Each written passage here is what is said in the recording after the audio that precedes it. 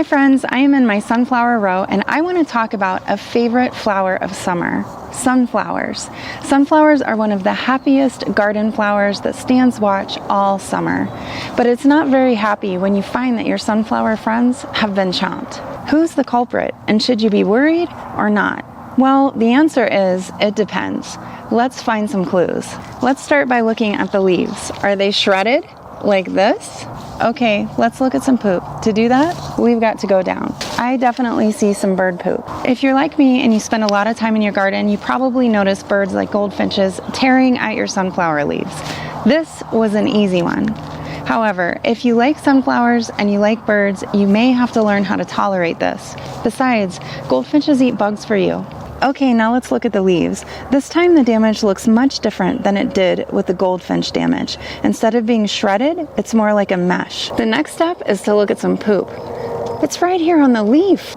It looks like little black granules, and we don't have to travel much further to see who's causing the damage. These caterpillars travel in a crowd, munching the tissue from the leaves as they go. But wait, don't squish them. These caterpillars will become border patch butterflies, and those are important pollinators. If you can tolerate their appetites, they'll be nice enough to leave your blooms alone.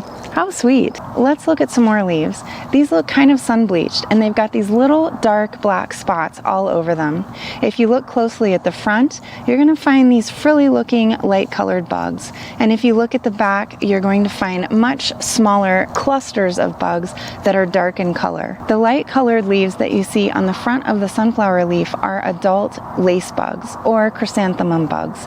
And the dark-colored bugs that are much smaller on the back of the leaf and a huge cluster, those are the nymphs of the lace bugs, or their babies. Lace bugs are sap-sucking insects, which means that they feed off of the sugary sap within the plant. And as they stab their mouthparts into the leaf, it causes the leaf to look stippled or dotted and faded. The good news is that lace bugs don't bother the blooms, so unless you're selling your sunflowers as a cut flower, you don't need to worry about them damaging the flower.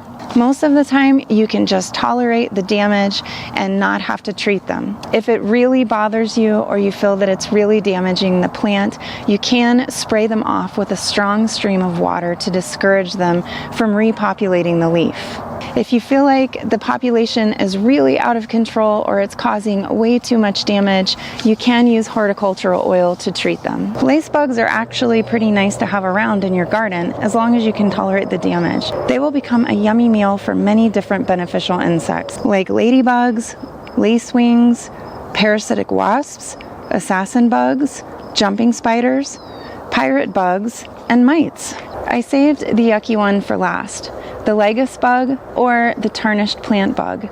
There's no silver lining for this pest. Adults are brown with yellow, black, or red markings. You will also see that they have a yellow or a green triangle on the upper center of the back.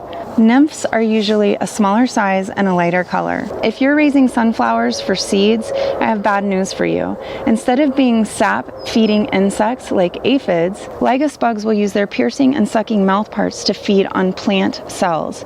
And by plant cells, I mean the sunflower seeds themselves. This causes the sunflower seeds to shrivel, and even before that, if the infestation is really bad, it can cause the buds to drop or the sunflowers themselves to abort. This means no crunchy snacks for you. You can treat with an insecticide such as neem oil, but you need to do this before the 4th or 5th instar. What is an instar? An instar is the developmental stages between molts. For example, an insect is in its first instar when it hatches from the egg.